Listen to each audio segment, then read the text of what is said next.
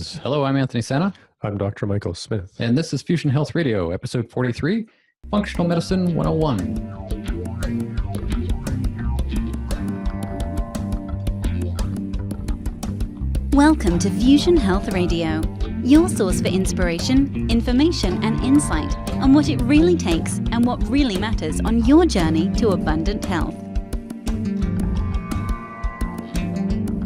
Hello, and welcome back to another episode of Fusion Health Radio. I'm Anthony Santa in studio today with Dr. Michael Smith. Michael, how are you today? Pretty good. Good to have you here. Yep. Because I couldn't do this without you. That would be weird trying to do this on our own. I think so. Fusion Health Radio is the health, lifestyle, and mindset podcast, and this is our 43rd episode. This time, talking about something that's very much a part of the way Michael sees things in and around health, functional medicine. Michael, what is, and I know this is the big question for the day, what is functional medicine, but can you give people just a sort of quick answer as to what functional medicine is? It's an approach to applying medical science, evidence-based information from lab testing, primarily to focus on assessing what you would call the root cause of dysfunction. So illnesses or syndromes are often referred to as a constellation of symptoms. So if you look in the sky, if you only saw one star, it'd be like, ooh, it's starry out. But because we have what we call constellations, a whole bunch of stars in a recognizable shape, that gives us a kind of a pattern for recognition. So a lot of people could have a diagnosis of psoriasis and two or three other things. The root cause as to why each person, and you could probably have 50 people with 50 different combinations of changes in functional physiology. What functional medicine does is it tries and picks the most noticeable source of dysfunction and focuses on reducing anything that's actually damaging that process while gradually supporting the way that process is meant to work. And there's lots of details to what that would look like. But what's kind of almost obvious is symptoms are the what, the root pathology in each person is the why. And we could even say that about mindset. The mental blocks you have are the what, the story, the reaction, the whatever. The deep-rooted conditioning and belief system is the why. So if you get in there and start reverse engineering what's going on a little bit and start applying active support and the removal of more erosive factors, the why goes away. So obviously the what just goes away too. And before we get too far along in this conversation, I think it's important to understand that functional medicine is, I guess, different than what most people would experience in terms of any kind of healthcare that they've had with, I guess, traditional allopathic or Western style medicine, right? Well, in a way, it's very similar in the sense that you go to someone who's qualified to work with you on that level. We are trying to figure out biomedically what's going on with, either very specific, what are called correlative questionnaires, where you could spend an hour, on basically a database version of questionnaires saying, okay, my poop is this good or bad. You fill out the dots, and at the end of that questionnaire, there's sort of like an algorithm built into the way the questionnaire is made for computers, where at the end of it, it just tells you, you probably have 30% of active endocrine function, or this hormone is really not doing its job, or this neurotransmitter is probably not clearing properly just because of a constellation of symptoms that are in these big questionnaires. Obviously, if we're doing lab tests, and we're going to get into lots of different opportunities of how that looks today, just the same as with what I usually lovingly call the white coats, a standard of care, they're doing the same thing. It's just they're doing what they call evidence-based medicine to try and ensure that the diagnostic criteria that they're coming up with is measurable, consistent, and happy for the insurance companies and the pharmaceutical companies to kind of haggle over what it costs to treat that diagnosable condition. So on that level, it's kind of the same thing. But honestly, it's a profoundly different experience because when you go in to see someone with a functional medicine practice, you probably will have already spent an hour filling out those perhaps annoying but profoundly worth it deep correlative questionnaires. And then as the conversation goes, usually for an hour to 90 minutes, through your entire medical history, from everything that happened while you were gestating to what happened when you were born to everything that happened to you as a kid, all the way up to what's going on now and other historical factors, as well as a natural, I think it's just intuitive, because in functional medicine you're working on the why. A big part of your investigation is getting to know the who. Who is the one who's going to be dealing with, maybe a restrictive diet or a supplement protocol or those things. So it's very inclusive of the whole person, and it's very individualized, because with functional medicine, you could have 100 people with the same diagnosis, and you're going to probably think of it like gold panning, where you're going to shake it and things settle. You might find 10 people with 10 completely different root causes of that 100 people. I don't think it would ever wash out that evenly, but it's just to say the point of functional medicine is to say biomedically we can get pretty accurate information about the biology. And because we're not trying to ascertain a fixed name diagnosis to fill out a form, we're just like reverse engineering detectives. We just want to figure out what the heck went wrong for you. And that's going to include your mindset, your psychology, your life history, your relationship history, obviously your diet, and how many car accidents you've been into, or if you've had any serious addiction, or you used to work in a stained glass factory while doing, I don't know, felt hats with mercury on the side, or you live in a, say, say where I grew up and stuff, the water in certain parts of, say, the reservation system in Canada is terrible, so if you grow up drinking tainted water your entire life and nobody knew, those are the things you eventually have to unravel. So in a way, it's parallel to standard of medicine, because we're trying to investigate in a similar paradigm. It's just we approach it in a profoundly different way, because we're not interested in the diagnosis. We're interested in the root cause for you. And it's going to be a complex of things, not just, you used to smoke crack or something. And would you say that, just the name itself, functional, to me makes me think, if this is the functional medicine, if they're calling this functional medicine, is there some sort of an innuendo there that any other kind of medicine would be dysfunctional? I think that's a really great thing to bring up, because it's absolutely got nothing to do with the perspective of functional medicine, because we're not interested in the big statistical, piece of the pie or whatever. It's completely, I don't know how to put it. It's very much more like a science/art, because it isn't meant to be a standardized thing. So comparing something that's meant to be individual to a standardized thing is kind of like two different languages. Right? So functional just has to do with the idea of what is the dysfunction? Because if we can take the dysfunction and return it to function, that's the functional medicine part. Okay. And that's what we do. It's what's interesting to me as a doctor of Chinese medicine, and I've said this probably 20 times in the show already, is functional medicine is basically Chinese medicine with a microscope. Right. Because it's the same perspective, root cause, systems interaction, and I'll get into kind of clear ways to understand that, but it's basically, it's Chinese medicine with a microscope. And is that to say that functional medicine would be better for some things than, I guess, say, Western medicine? Well, Western medicine is really like a rock star when it comes to triage care. Car accidents, acute infections, psychiatric breaks where you basically have to just shut off cognition for a weekend to chill out or something. So that's their bailiwick. We can obviously, I think, ascertain, or just through common sense, look back and go, wow, they're really not very good at this whole chronic degenerative autoimmune subtle thing, because their perspective is the pharmaceutical perspective, which is, do we have to cut it out or patch it back together again, or do we have to drug it into a kind of metabolic control state? Right. So just a really different approach to capacity. And the thing that's dysfunctional about modern medicine is modern medicine isn't meant to do what it's trying to do. So functional medicine is coming along saying, I think we're going to try and take over the thing that you're not functioning at. That's a tongue-in-cheek to just keep saying functional.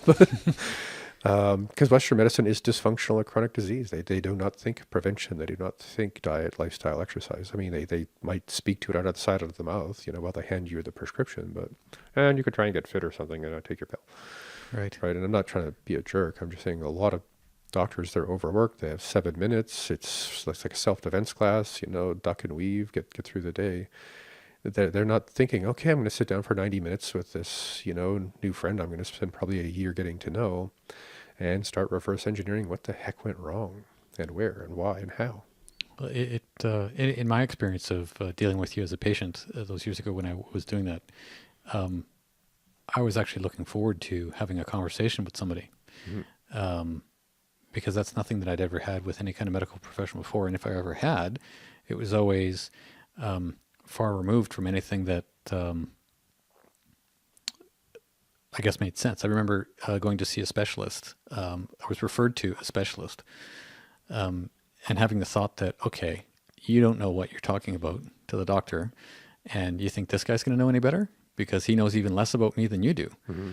Like it just didn't make sense that the specialist was actually looking at the time I had what the guy called chilblains, and which were, for the sake of our listeners and viewers, chilblains were these little small blisters that would sort of pop up on my fingers, around the pads of my fingers. I'd get them on my toes and stuff. And the specialists, sort of looked at those, just looked at them from the surface and said, well, it's October, you're living in Vancouver, it's kind of damp outside, start wearing long underwear, see you later, next. And that was a specialist? Yeah. Whoa. Because he didn't know. And I was like, even at that point in my, medical career, trying to self-diagnose and trying to figure stuff out. I was like, but there's got to be a reason why. What's the thing that turns this thing on? Mm-hmm. What makes this happen so I can not do that anymore? And I wasn't sure and eventually I figured out what it was, which was diet related. And now I don't eat those foods and those things don't happen anymore. And if they do, I'm kind of like, whoa, wow. And if they come back because I've taken care of my health, if I get any kind of recurrence or that sort of thing, it's maybe, a fraction of a fraction as severe as it used to be. Mm-hmm. I no longer have to carry around Band-Aids in my pockets because every time I would touch something, I'd bust one of these little blisters and start bleeding all over the place. It was gross. Anyways, I digress. Thanks for the imagery, though. Yeah. We've come to this podcast here. The title of it is Functional Medicine 101, and I've sort of wanted to sort of illustrate what the idea around functional medicine is.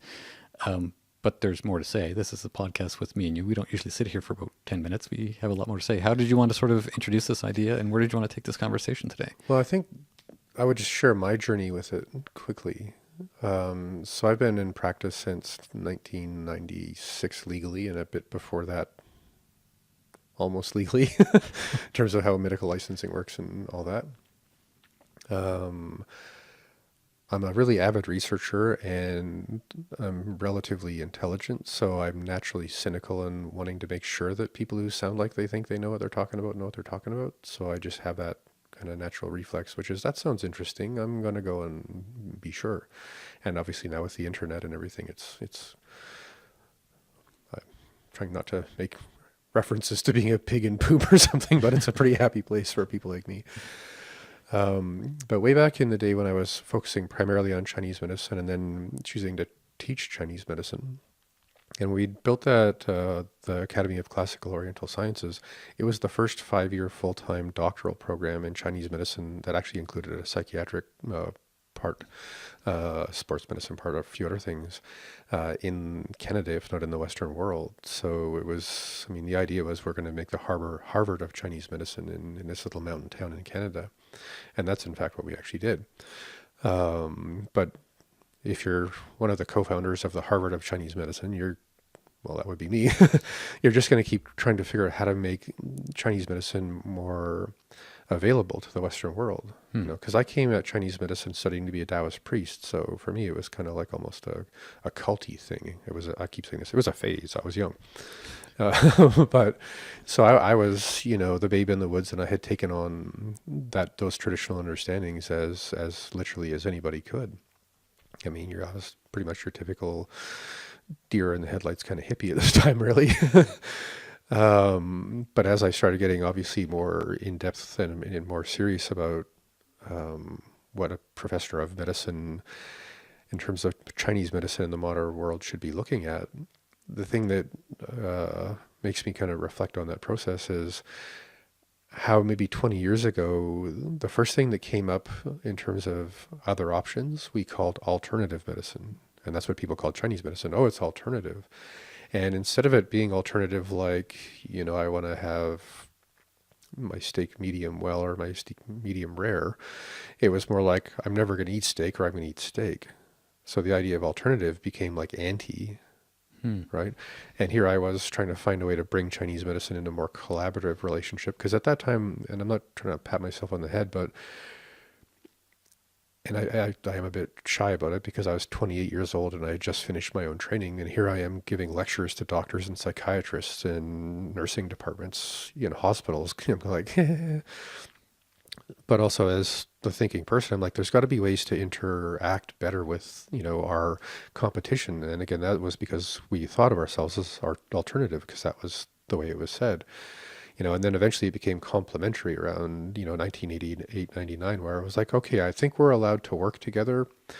It's just that the people who are scientists don't believe in anything we do. They just think their patients believe in it enough that it's not a waste of time, called the placebo effect. But at least we were now, I don't know, in the same arena, maybe not in the same boat.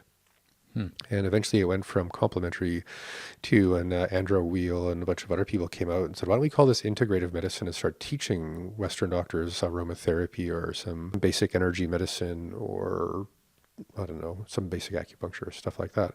So for the first few years, up until, I don't know, it was probably about 99, 2000 when the whole integrative thing really started to move. And weirdly enough, at the very same time, and this was, the end of the Cold War and the gradual breakdown of a lot of the isolationist kind of things around scientific research. So at the same time, integrative medicine was actually becoming an okay thing to be interested in if you're a hippie doctor or a straight doctor, but at least you're really learning some stuff and trying to help people. At the same time, all these research physiologists were just suddenly, like, across the world sharing all of their research and information, going like, instead of thinking like, the US versus Russia versus China versus Japan about all the shenanigans politics seem to be about, all of a sudden everyone's got this massive amount of metadata and correlative research saying there's some background noise that's consistent across many illnesses. And maybe we should start investigating those really deep, consistent, measurable markers or changes in hormone levels, changes in inflammatory, things. Metabolic adaptive thing like insulin resistance becomes much more of a measurable phenomena than we, finally Western medicine says, okay, we'll call it syndrome X, or insulin resistance. And all of a sudden it became this groundswell of a whole bunch of research physiologists teaching clinicians how to think about being doctors, right? Which is, in a way, it was like a huge rebirth in the ability to think, because Chinese medicine's always been like that. Each individual has their own, status of internal organs and internal, call them, I don't know, batteries, if you will, how meridians work and a bunch of other things. So it's always been the assumption with, Chinese medicine, who are you, how's it going, and what's really happening. So now we have all these new moving pictures of physiology and new lab tests to play with. A kind of consent amongst different kinds of doctors, if it's chiropractors, naturopaths, standard MDs, a few TCM doctors were, had enough scientific background to play along. All of a sudden, we're all having the same conversation using the same tools. And then the word functional came into being. So it's about around the year 2000, I was studying and I wish I actually had them in my hand. The first textbooks on functional medicine were like 300-400 page stacked photocopied research documents in a Surlock kind of binder, those little spinny plastic binders. And I think the first 3 or 4 textbooks we got, and they went back to, I think, 1994 or 5 was when they first really started compiling it. So there I was around the year 2000 researching madly at this whole new thing, and then getting into more nutraceutical high-end sort of supplements with patients in my clinic, as well as Chinese herbs and acupuncture. And then, I think 2001, I started teaching functional medicine as a kind of cleansing process, rejuvenation process. And this is just a funny thing to share, but it was about 2001, 2002 when the Functional Medicine Institute, who'd been producing all of this kind of like organized research from all over the world, said, you know what, if you're a doctor and you've been kind of on the team and you've been researching and helping and trying out our protocols, if you give us, I think it was $249 US, we'll send you a certificate you can put on the wall of your clinic just saying, you're a certified functional medicine ally, or whatever they called it.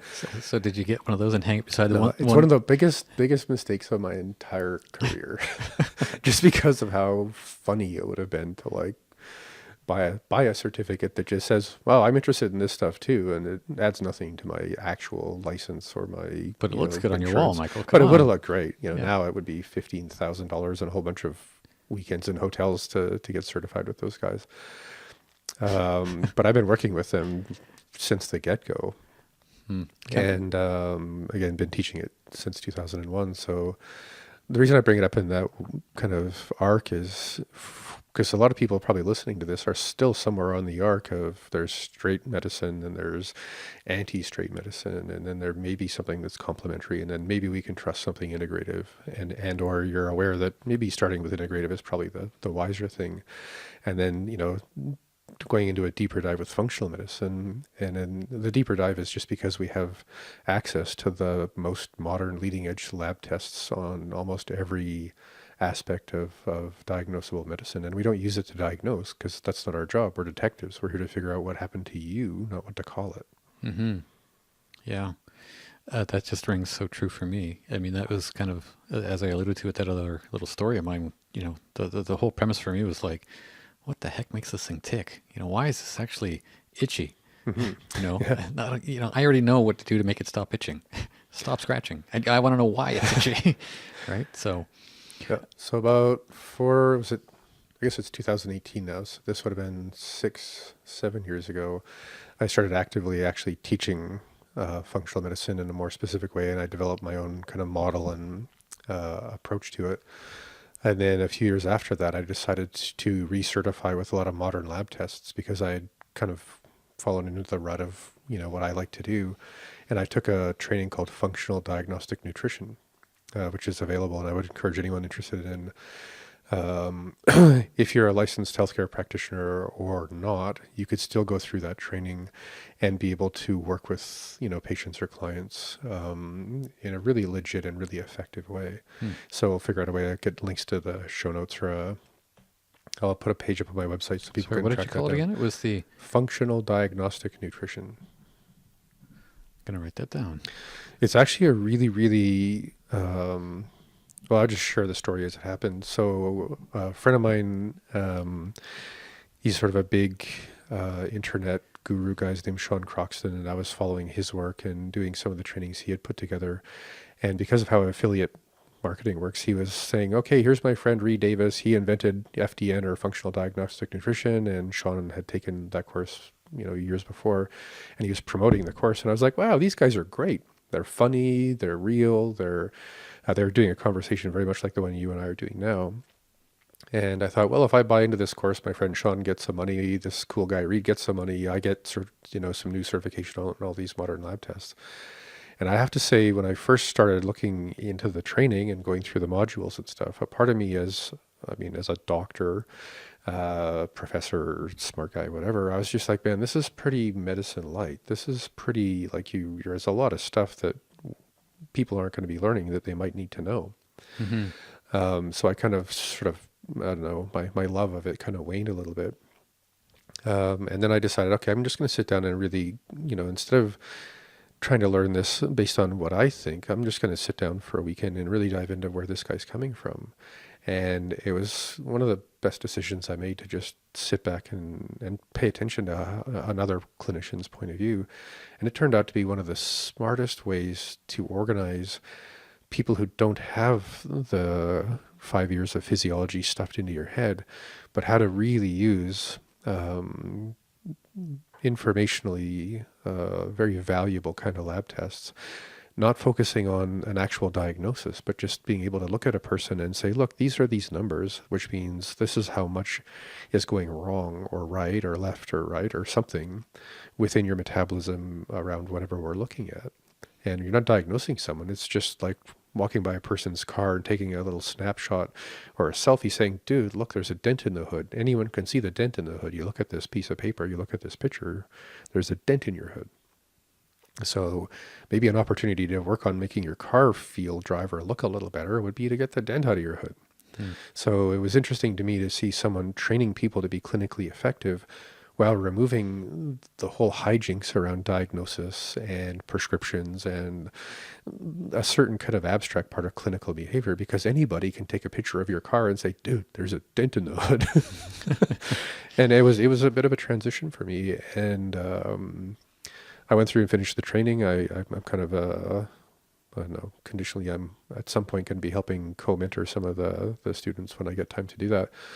But it's a really, really streamlined way of just asking people layer by layer. This is a really smart way to just, pop the hood, dent it or not, and see what else is going on within every system of the body. So that's been a really fun few years for me, is to actually see, instead of looking at every patient in like popping open the entire encyclopedia and flipping through every letter to try and finally figure out of all the things that can happen, what's going on with you. With the FDN approach, you're basically going, okay, it's probably in the top 10, which is why we call it the top 10. So let's start with the top 1, 2, 3, and then work our way through that. And you get enough of a moving picture of what's, bonkered in terms of dysfunction that, you're going to help people. And, you're doing the same thing if you're a doctor. You're probably just doing it, pulling your hair out a little more, because you're not focusing on the top 10. You're trying to figure out everything. Well, as you describe these sort of process of what you go through in terms of how it is you actually approach patients that come to see you, it just makes me wonder what patients are normally like when they come to see you, because their history, their medical history, whatever it is, not their medical history, their experience of medicine has probably been the Western experience of medicine. So when they come to, if somebody comes to see you as a patient, do you sort of sit down and say, this appointment's going to be a little bit longer? It might last a year or two? You should probably say that instead of 2 to 2.5 hours. But that would usually also include acupuncture. So if I'm doing like a consult with somebody for functional minutes, it's about 90 minutes, just FYI. But I mean, and I guess I'm asking that because I'm taking the answer makes me feel like a bit of a twit. Well, from the podcast listener perspective, somebody who's this far into our podcast, if they've been listening to the previous 42 episodes, or to somebody who's directly, they just popped in, they saw, hey, functional medicine, that sounds kind of interesting. Click, play. Like they're dropping into this whole idea of functional medicine. Yep. So I'm just going to say what I would say is, when you ask about patient response to their subjective experience of being a patient, especially with respect to Western medicine standard care, the number of times I've sat in a room with people and watched them well up with tears, and this isn't about me.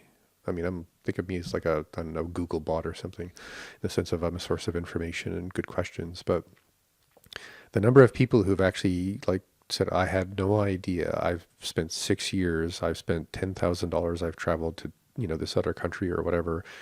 You're the first person who explained like A, B, C, D, what happened, why, probably when, how, what to do about it, how long it's going to take, and also have a really good conversation about what it's going to be like for you from the inside out as a human being, as an egoic self, as a reactive self, as a learning self, how you're going to navigate, 2, 4, 6, 8 months, 2 years, whatever it's going to be, to resolve the main dysfunction and any peripheral dysfunctions that are going on around that.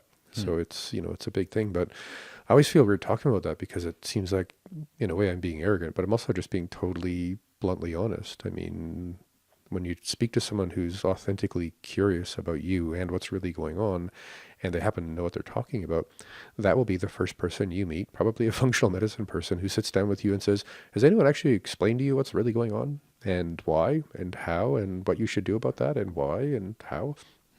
And a lot of people just literally, there's tears coming down the side of their face. Like, I had no idea this was an experience that was possible in a clinical environment. Yeah. And it's not just me, it's most people in functional medicine. Right. And I guess it sounds like people are open to the whole idea. I mean, I know I was, because I was already there, and you were just, hey, Alexa, like you were the little smart speaker at the other end of the room that I could Right. talk to and just ask questions to, right? That's what that is. Okay. Yeah. I just suddenly made sense of about 2 hours of social media in the last week. Thank you. Anytime. Anthony, the tech guru. He will save you time. Not only do I produce this audio, anyways. So if people are coming to you with this sort of openness and curiosity around things, I guess where do people actually find more functional medicine in their everyday lives? Because, we live in a pretty small remote town in the middle of the Kootenays, in the Rockies. I think, are we the Rockies? I don't know. Somewhere near some mountains in and around. Purcells. Yeah, thank you. Purcells in BC.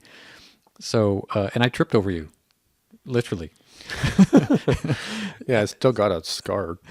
So how do people who are listening to this going, wow, this actually sounds kind of exciting, and like, where do they find functional medicine in their world? Like, who? Well, I mean, I think if you just typed in functional medicine, Denver, Colorado, you'd get a whole bunch of clinic addresses. It's the same thing if you type in acupuncture, Miami, Florida, you're going to get the best rated acupuncture clinics. So I guess I'm asking that because I'm, as you're progressing through your story and that sort of stuff, this still all sounds like it's relatively new to the whole world of medicine to be thinking and diagnosing this way and We're treating not diagnosing. That's completely uninteresting.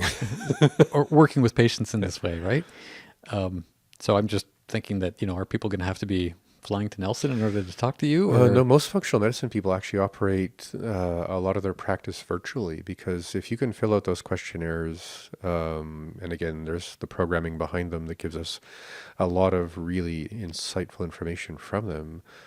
If I have a patient that I'm dealing with through the internet, first thing I do is I pop up their, forgot the name of the file type, but it's basically a database with all these questionnaire values lined up. And I'm like going, oh, okay, so neurologically, this person's in this much trouble, hormonally, digestively, toxically, inflammation, other things. I already have a kind of a moving picture of their metabolism. We haven't popped the hood and really started discerning exactly any particular values of interaction within the body, but we're just looking at some pretty loud tendencies.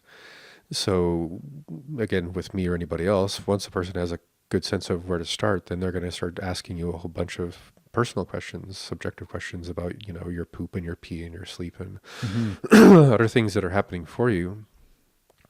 And usually, especially even if a person's in the clinic or if I'm seeing them through the internet, the next step is to get them their lab tests. So we send them kits. So I give here, Fred, here's your kit. Go home and do this on Sunday and then mail it on Monday.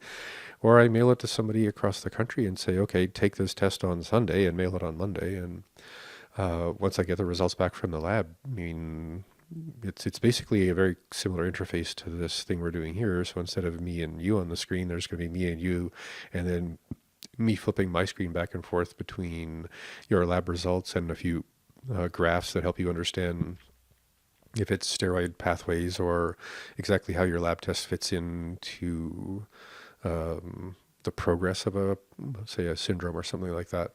And that way, the experience is not different. I mean, you could be sitting in the room while I'm scribbling my little scribbles on a table, between us in a room, or I could be pointing with my mouse at the same information on a screen in a computer, and we're in the same room virtually. And then we send you a protocol. Mm-hmm. So if you're in the office with me, well, since I've been a little more organized lately, I would just email you your entire protocol so that you can see how to start, how many to take, what to add after a week, after 2 weeks or whatever, so that you don't have to keep seeing me all the time, especially with, functional medicine. It's pretty high end in the sense of cost. So you don't want to be seeing a functional medicine person every week. It's more like every month or two, where you stick with your protocol, then you reassess or retest. If things aren't going well, you get a hold of them for a short appointment. And, but it's usually, I don't know. I think the average cost for most people in the space of a year is $1,000 to $2,000, including lab tests, consultations, um, anything that's kind of tricky or specialized, and of course, pitching in for better diet and supplements. Yeah, and just as you say that, I don't want to get into anything too political or anything like that, but when you say expensive, I hear that as a Canadian because I don't pay for medical care in the same way that our listeners do, right? Yeah, no, that's the thing I was thinking about just last night when I was trying to sort of frame how to communicate this thing, because we are very entitled and very tight-fisted in Canada when it comes to someone, say like me with doing functional medicine, for them to come in and say, what? I can get this test done with my doctor. And I'm like, try. And if you can, that would be great. But a lot of these tests are, 5, 7, 10 years ahead of what any insurance-based healthcare would pay for, because they want years of double-blind studies and dead rats and peer-reviewed articles to say, absolutely, that's going to save us a lot of money. Right? So although you're going to have to pay out of pocket in Canada, there are a lot of, in the US, there are a lot of kinds of insurance, and I have no idea, honestly, how it works, even if it's 120 miles away or less, exactly how the model works. But I know a lot of people have extended insurance that pays for the functional medicine lab tests and will even take on a certain amount of the cost for certain kinds of nutraceuticals if they're clinically proven to help that person with, their diagnosis. Well, and I guess I'm just curious because I know we have the bulk of our listeners aren't necessarily Canadian. I think it goes U.S., Australia, and then any place else they listen. Yeah, so I mean, again, I apologize not having much sense of exactly how that works down there, but I wanted to bring up another thing too. So type in functional medicine, your town, make some calls. If you have some kind of insurance, however it works, call them, ask them if that's something that they deal with. If not, I don't know this for sure, but, again, because the state's paying out of pocket or having big insurance covering it for you that you're also paying for out of pocket, that's sort of a more standard relationship. So because of that, a lot of bigger clinics will say, okay, instead of giving us a big, fat stack of cash right now, let's just, sign you up for kind of so much a month for the next year so that we can get you into this and keep you going. And you'll still have enough cash on hand to buy that organic fish. Well, most fish is organic, but, grass-fed beef or, whatever else you need, or some really, really good supplements, because that's usually the biggest expense for people. Right. The other thing that I would say, if you're looking to access functional medicine, type in your particular diagnosis and then type in functional medicine and then type in summit or series or sessions or something. And I'm all excited. Actually, I just found out this yesterday. I'm going to be one of the doctor sort of specialists on a summit coming up in a couple of months, which is exciting. So hold that thought for a second. You're saying that there are other people like us that are producing content directly related to a particular illness? Yeah. So this, if I go back to, say, Sean Croxton, he was like the world champion because he started off with, I think it was the Paleo Summit, and it was the Sexy Back Stomach, which is about fertility and, fun sex. And then he got into, he had enough people basically buying these 20 or 30 hour long profound deep dives with 20 or 30 different clinicians or specialists or activists or even patients who'd figured some really amazing things out. He just interviewed them all. And he got so much response, he had enough money to start filming them. So the last 2 or 3 he did were like high definition video interviews, like watching, some evening. It was amazingly well produced. It was, I mean, I have so much respect for that guy. I've actually met him. I partied in his house a while ago. It's really, really, he's a great guy. But, he kind of formatted the model for that. Right. So if you're wanting to say, I've got these thyroid problems, you go in there, you type in thyroid sessions, and for $40, you could get 20 hours of the people on the planet who specialize in every part of that and can explain everything from the gluten part to what a Cyrex Lab Array 4 means, or all these other things that could help a patient sit down and go, I know more than most medical doctors do now about the complex issue of thyroid disease. Because in Canada, not to spank Canada's healthcare, it's free. Can't spank that too hard. If you're going to test for thyroid, you're only allowed to one test because it's sort of like welfare medicine. The government only wants to pay for what it thinks it has to. Mm-hmm. And then if your TSH is whacked out, well, then maybe they'll test for T3, T4. And if they're out of whack, then they might test for Y. But if your TSH is fine, they're going to say your thyroid's fine. Even when it might not be. It's, God, it's so 1980s to say that. Right? So as, in correlation, if you went to a functional medicine person after, say, researching the thyroid sessions or whatever, saying, I want that T7 test that I heard, that really smart guy with a really weird accent, explain, then when you go to a functional medicine person who knows about all this stuff, they're like, oh, wow, you're totally down with the research. You've probably already started getting into your diet. You're not, bathing in iodine, and you're being careful around chlorine and, other things. And let's get you that lab test so that we can cover whether or not it's inflammatory, whether or not it's autoimmune, whether or not it's got to do with liver clearance or your microbiome in your gut, because everything's connected. Sorry. It just strikes me that the whole idea around doing things with functional medicine as someone who's got an illness that they want to treat means literally like grabbing hold of the steering wheel and driving, as opposed to being somebody in the back seat of the bus and you're in a foreign town and you don't know where the driver is and he doesn't speak English. No, there's that, but the functional medicine buses where we all take turns driving and take turns choosing the song. Yeah. Because, that's been my experience with this over the last probably almost 20 years is you can't force people to get ahead of where they're at. Mm-hmm. So for me, it's sort of the indigenous thing about being two-legged. There's a left foot and a right foot.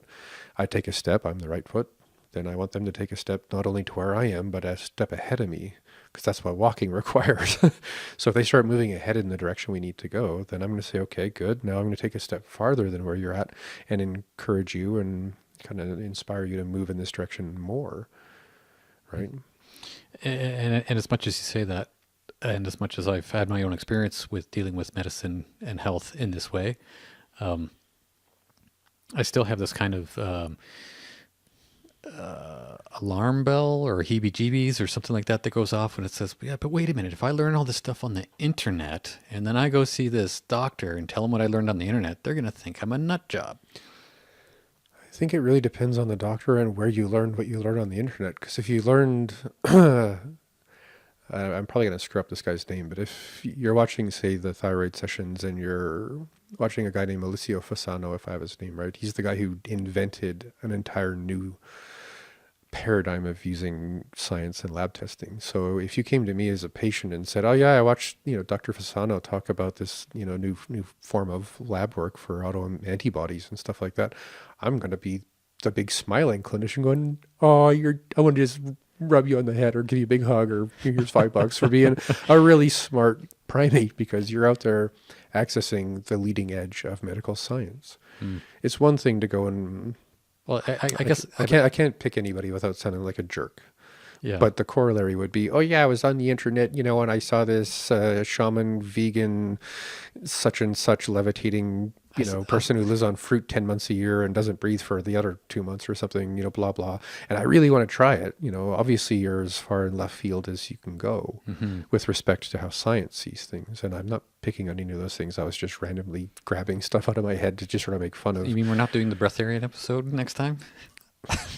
Maybe next year I want to hang out with Wim Hof a little bit and work on my breatharian skills. There you go. For those of you listening, Wim Hof is the Iceman. Just get on the old YouTube and Google Wim Hof and what he does in order to breathe so that he can actually swim under the ice caps in just Speedo. The guy takes groups of people up the Himalayas in their shorts. Yeah, it's just incredible. Just saying, there's breath work is cool. Yeah, okay. Yeah. In some regards it is. Okay, and I guess the whole idea around functional medicine 101, I really want to kick the tires, on this whole idea of what functional medicine is, because I think it's important for people to realize that it's possible to actually be in control of their own lives and their own health. So I don't know if I've said this on the podcast before, but I say this probably to half of my new patients. So I'm in my office, we're sitting in chairs. On the wall next to the chairs is all my diplomas and degrees and blah, blah, blah. I often just say, you know what I'd really like to do is go over here and scratch out the word doctor and then write over it in really fun, like tagged kind of graffiti letters, detective. Because if I'd rather be a detective of medicine than a doctor of medicine, because that's what I do. I'm not a diagnostic robot. My job is to sit there and, like Sherlock Holmes, figure stuff out. But if I'm Sherlock Holmes and you're my partner in crime or healing or something, you're Dr. Watson. I mean, it's a team effort. You got to be on the internet researching stuff. It's part of your job. I'm actually going to send you links to websites and YouTube videos to help you do your job. Right. Yeah. It's such a treat to hear that I can actually do something for myself. I mean, Yeah. that's empowering as all hell. Yeah, I want to take it past empowering. Okay, left foot, take your step. Let's go. Yeah. And let's see what happens. And it doesn't have to be like a manic free for all. I mean, some of us are crawling, not, we don't really have get up and go. We have, inchworm by, inch to get where we're going. But, however it is you're moving, if you're moving ahead and looking ahead, then you're not looking back. And that's been the biggest lesson in my life as a patient, as a clinician, as a human being, as a meditator, as a person with PTSD. The more I look back and identify with the past and what it meant and what I think it's doing with me now, the more it's true. Yeah. The more I decide, I kind of have to leave the past in the past most of the time. It's nice to reflect and recapitulate if I'm in a meditative space. But for the most part, if I'm really trying to make something happen in my life, whatever it is, health, entrepreneurial stuff, taking care of my kid, yeah, you can't be effective looking forward while you're always looking over your shoulder. And one practice I often offer people in that sense is, imagine that you have a rear view mirror and you keep it in your pocket. And every once in a while, as you're walking down the day of your life, you just pull out your rear view mirror, look in your past and say, I know you're there. I get that, I could only be here because of you, but I don't need you right now to get where I'm going. So thanks for the advice, the support, and the lessons. But until I actually need more from you, I need less from you. And that's for me, the big empowerment is getting out of the passive waiting to see what's wrong and getting into the active detective work of why. And at the same time, on a profoundly different level, if you are going to change your life and lifestyle to that degree, you're going to have to figure out your what's and how's and whys on mindset. Because until you're living your why as an authentic being in the world, doing what you feel is really your deeper purpose and, your happiness, you're missing a bit of the point.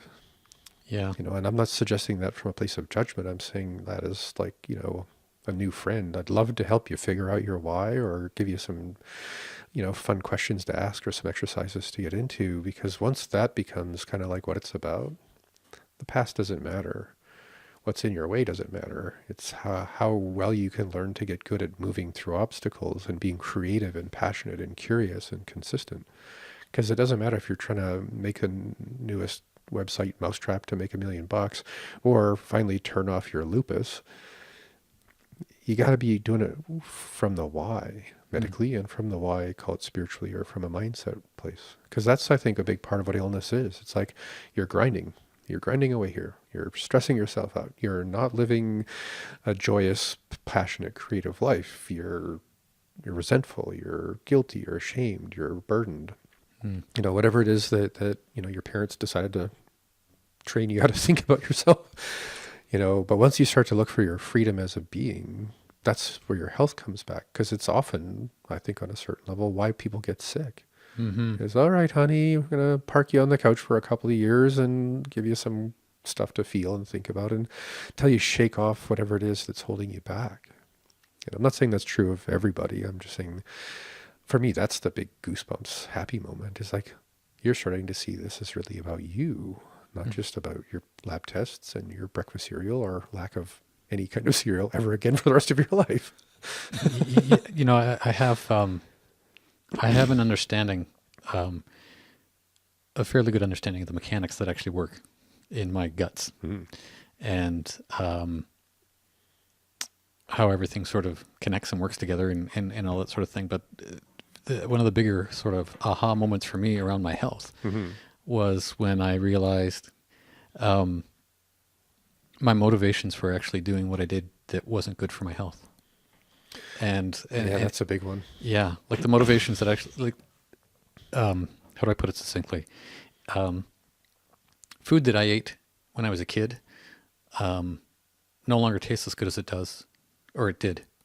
And the reason why is because where I was coming from when I ate that food, comfort food, was crap. Junk food and stuff fed me in ways at that time that it didn't serve the mechanical part of me any good. But I also know that if I eat better, I think and feel better. And I mean, that's been a huge aha. And that's true for everybody, but until you're a few months into the new marriage with vitality, food, and a lack of crap, it's all pie in the sky. So, Yeah. I mean, one thing I often ask people is, do you respond better to being encouraged or to being dared? Do you mind answering that? I think I've actually asked you that before. But yeah, dares don't really do this. yeah, so for some people, they're I don't know, spank me if I'm bad kind of thing. But a lot of people prefer encouragement. But I mean, that's the thing is, until someone can encourage you out of what's discouraging you, and that's going to be you too. I mean, you have to be encouraging for yourself. You're not going to even imagine anything different. You're just going to be happy with your Dorito-laden, beer swilling prison, whatever it turns out to look like. Mine was a bread-laden bed. Okay, so I used to have a problem with really dark English beer and Doritos. It's a nice Saturday afternoon in front of the football game or something. Yeah, let's just take this as a segue here. I think ultimately what it is we're on about here with this podcast is the Fusion Health Radio health lifestyle mindset detective podcast that we are, is to actually have our listeners care enough about themselves to actually want to take care of themselves in some way, right? I would say they already must, even if they're shy about caring for themselves, because they're spending time listening to people who might be like breadcrumbs towards the future. Right. So I wouldn't say that if you're listening to this, yes, keep going. More podcasts, not just us. Yeah. Find those sessions online, start learning stuff. Mm-hmm. Well, and I wanted to sort of take this, I guess, as an opportunity to talk about whatever it is that we're doing with the podcast. This technically is episode 43, and I think we've actually recorded about 50 or so. Well, we did Christmas episode. I've done a few blogcasts. Yeah, that sort of There's thing. Fun things. And we're finally at the place where we actually want to say to people, can you help us out with this? Well, now we're sitting in a studio with lights, with mics, with cameras, with the software to actually do video and audio. Yep. So now we're doing it every week, which is so awesome to be like, I love that kind of rhythm in my life. So it's like, okay, Sunday afternoon, me and Anthony sit down doing our thing. This is legit, man. It's legit. But at the same time, we're looking to build a kind of community with all of the people who are listening to this to help guide us, but also, it's a family thing. You ask us questions, we answer the questions, then you can ask more questions. If you're new, we'd love to hear your questions. Yeah, and I think the podcast has grown organically just because of our own sort of capacity to plug in a few more lights and do all this kind of technical stuff. Absolutely, and the listenership has grown. I mean, the stats say that we're being listened to right around the world, which is pretty awesome. But there's other levels that we can go to with this, and I'm excited to see what we can do with that. The idea that Michael and I sort of came up with before we came to the microphones today, that today's episode is sponsored by you. Yep. You, the listener. Thanks you. for listening. Yeah. And you over there. And we could use a little bit of financial help in order to make that a bigger reality for our listeners and for ourselves to do it in a way where we actually have decent chairs and lights and a studio and all the other kind of technical things we do. We recently set up a Patreon page. Patreon, if you're not familiar with that, is a website that allows people like you to support people like us to continue to do creative works. And in this case, it's a podcast. You can support via Patreon people who are artists of all different kinds, including podcasters. We'd like you to focus on these two podcasters first. I'm going to grab the screen here and take people on a bit of a tour and show you, if you're watching this video, we actually have a Fusion Health Radio Patreon page. So patreon.com/fusionhealthradio. You go there and you can see we're creating a podcast. The way it works, we're asking for people's financial support at different levels.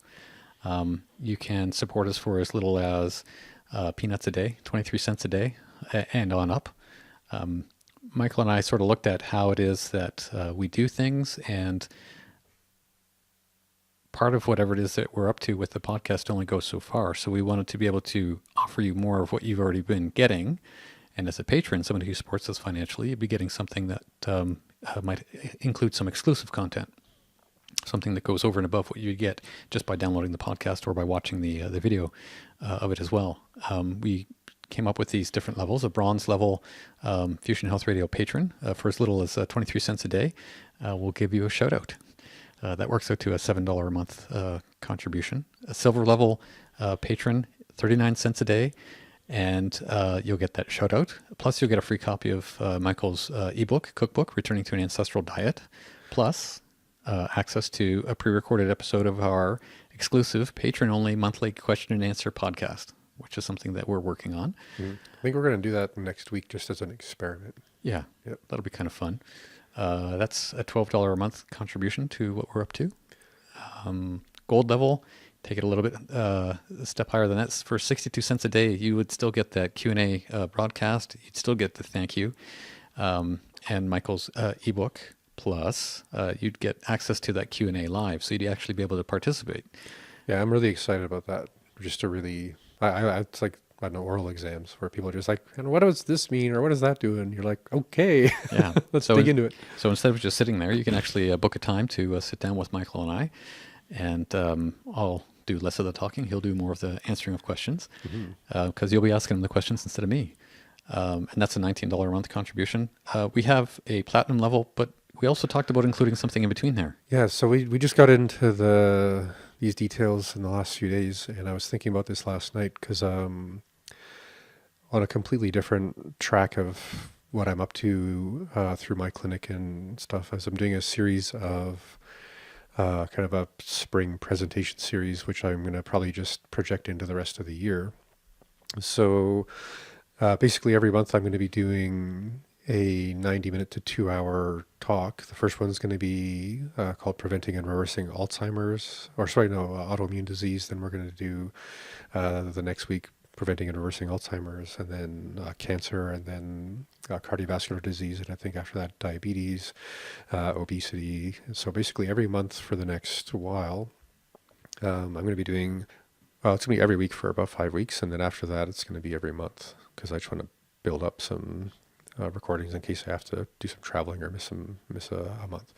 But the idea with this is people get a 90-minute kind of condition-specific deep dive into exactly what it is, what we know about it, what the lab testing is involved, what standard practice through, say, Western medicine would be in the sense of treatment. And then probably most of the conversation is going to be, lifestyle, mindset, diet, exercise, supplements, unique lab tests that are out there. And I'm super excited about that because it's, I think that content is going to be invaluable for people. And it's not going to be free. So even people locally who are going to be coming to do those talks, it's going to be $15 to $25 sliding scale per talk. So I think we were just going to add 10 or $11 a month or $10 a month to the Patreon thing.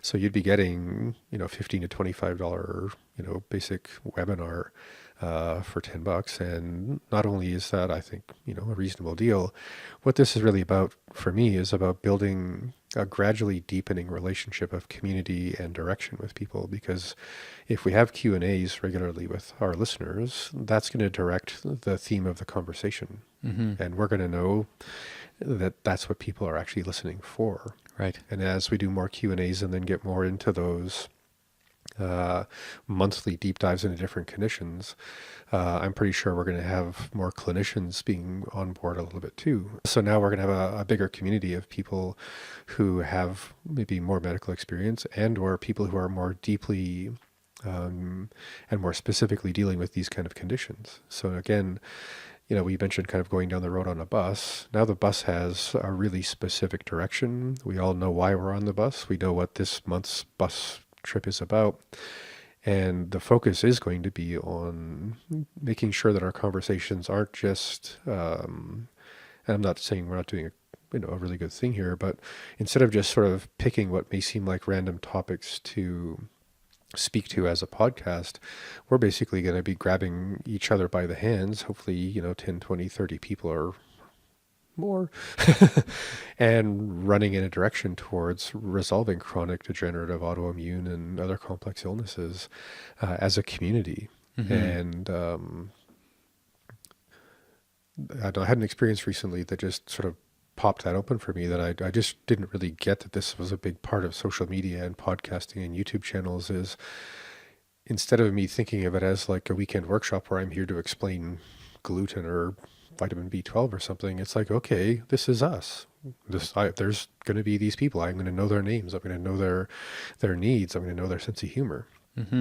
Hopefully, because we're going to have time to interact on live during the Q&A. And then I think that makes $29 a month. It's 29 at that level. Yeah, looking at the screen here. And then the platinum level.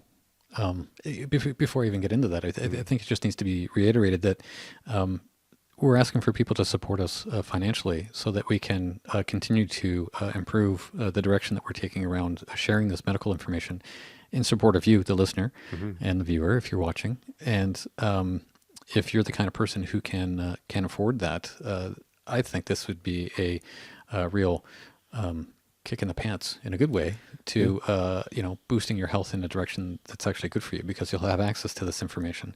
Now, all of that said, if you're somebody that just likes to listen to the podcast and you're not at that level, that's totally fine.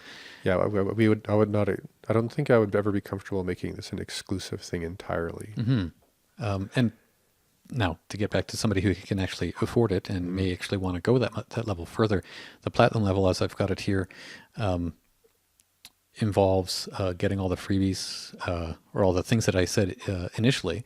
A shout out, Michael's ebook, live access to the patron-only podcast, the discussions platform that you just talked about there, Michael, as well. It includes a 90-minute session with Michael. Yeah, this is something I'm really excited about doing. And when it comes to medical licensing and patient-doctor relationships and stuff like that, effectively what that would mean is that some people who really do feel that, whatever my knowledge base is and however our conversations make sense to people, if you're feeling like, yeah, these people are helping me, think this through, but you really want to be more precise, then basically I'm suggesting, well, why not just become my patient? We'll go through the typical kind of functional medicine / Chinese medicine thing online, spend an hour or two doing a deep dive about you and track things down. And then whatever we're going to get into for content is going to be naturally influenced by those new patients that I have that are specific to this interface, right? Because then if I have, say there's 10 people who are like, yeah, that makes sense to me. And you're saving like a silly amount of money to set up your medical support that way. And that doesn't really matter to me because I'm not in it for the money in a big way. But if you're basically my patient and you're listening to this show regularly, it's our show. It's our conversation, and I'm not suggesting everyone who listens to this consider that relationship, because you're going to get the benefit of I don't know what you might call the obviously natural kind of inductive process of, this is where modern medicine is failing us. This is where most people who are seeking help are stuck. And here's a whole bunch of information that's going to help all of us in that, whether or not you're my patient or you're just kind of a fan of learning kind of my perspective on functional medicine, or however that works. Or if you're just much more comfortable just being, a listener of the free podcast. But no matter which way it goes, this is going to add the perfect manure for the flowers we grow, so to speak, because it's made of everyone involved, especially all of the listeners, right? And the people who are invested in this relationship to actually maximize all of our potential, the listener, myself, yourself, and anything else that happens. I think when we start getting into that more advanced focused direction on solving clinical problems, we're going to start interviewing other specialists. say, okay, we're going to get in David Perlmutter on here and really get into this whole brain neurological inflammation and why rectal suppositories of probiotics may save you from ever needing brain surgery or something, so that way, we're not only just saying, come on, give us some cash and listen to Mike blather on about whatever. It's about, let's all co-invest our time together on making the most of this. Mm-hmm. And I'm super excited about that idea because I know I've always kind of been one of these outsider weird people. I don't belong because of where I grew up. And I've been feeling this really weird kind of, I don't know, well, I wouldn't say romantic, but like really, really gooey idea. Just like, wow, imagine doing what we're doing every Sunday with an entire tribe of people that are all going in the same direction, passionate about exactly the same questions and answers and ideas. Yeah, there's something kind of awesome about being able to include the listener and the viewer, I guess, with whatever it is that we're up to, because all of a sudden it makes this make sense. Mm-hmm. We're not just sort of talking into the wind. We're actually talking to people and having a conversation with them, and then other people can just sort of tune in as they like. Again, the idea around getting financial support to do this through Patreon for me is about upping the technical capacity of what we're able to do here. Mm-hmm. You guys can't see it, but it's a bit of a Mickey Mouse setup that Michael and I have here. We're going to take a picture of this and Yeah. we'll put it in the show notes just so you guys can, It'll be the before. as our extended family, like, okay, this was where we were born. It's like the back of a van. Yeah, something like that. A little reed basket floating down a river maybe or something. How biblical. Yeah. It's good for you for catching that. So yeah, I want to take this to a place where we're able to talk to other people, interviews, perhaps even have that filmed in some way if we have somebody in studio with us. Like there's a lot of things that we can do technically. Yeah, I would love to set that up. Yeah. And in order to do that, we just need a few... A couple of cameras, a lot of wiring. Yeah, there's a One of recipe those list there. editing boards. We just want to have like a Joe Rogan podcast, Yeah, maybe. Yeah. Maybe for sure. And I'm just going to throw this out there because maybe once a year, once a whenever, we could do a sort of internet smarty pants, how to kick butt as an entrepreneur online with Anthony Sana, who turns out to know his stuff about all things, MailChimp and podcast and all that stuff. So maybe once in a while, because I don't know, I think anyone who wants to do a podcast is probably listening to a lot of podcasts. Anyone who's an entrepreneur is going to be learning from all the people a month or a year ahead of them doing the entrepreneur thing. So if there's enough people in a Q&A session, they're like, we want Anthony to teach us WordPress or something. Well, then that should be one of the shows. Yeah, I'm getting all nervous about that, but Sure. Oh, sure. It's all on me. that's right. You're the mouthpiece here, not me. Yeah, absolutely. I'd be happy to contribute something if that was the case. Mm-hmm. I'm actually doing a bit of. I'm stepping out of my bubble comfort zone, whatever it is. Teaching a few classes this year on Mailchimp and podcast with Community Futures here in town. So that'll be kind of fun. Yeah. So we're getting close to sort of the end of what I would consider a reasonable amount of time for a podcast. So what we should do next, I think, is Functional Medicine 201 and actually go through the sort of sequential thing that I thought we would have had time to do today. Well, it'll be part 2 to this podcast then. How's that? Yeah. Okay, sounds good. Was there anything more that you wanted to say just to sort of wrap up the whole idea of what we talked about today with functional medicine? Anything we missed? I love this stuff. I just love the fact that I can have exactly the same heart-mind relationship with my patients from a Chinese medicine point of view, while being a badass scientist looking into the future almost of what medical science can do. I mean, it gives me goosebumps just thinking, like, what better bookends could you be from the oldest known medical tradition in the world that's still alive and it's very much the same with the stuff we're coming up with, 3 weeks ago. Mm-hmm. Wow. So yeah, for me, I'm just like, I can't believe that I get to like just do exactly what makes my particular personality and endeavor of being just thrilled and passionate and excited because, yeah. And you get to do a podcast. And that's what this turns out to really be about. And again, I just want to reiterate probably tear up a little bit, but one of the things that I've noticed in my life, a patient as a human being, but more importantly by far, because this is about everybody else, essentially, almost everybody I've ever worked with chronic disease, but especially with autoimmune disease, doesn't have a very good sense of belonging. You know, it's often one of the conversations I have a few weeks into working with people around shame and those kind of things. And usually it's a very tearful, very deeply personal conversation.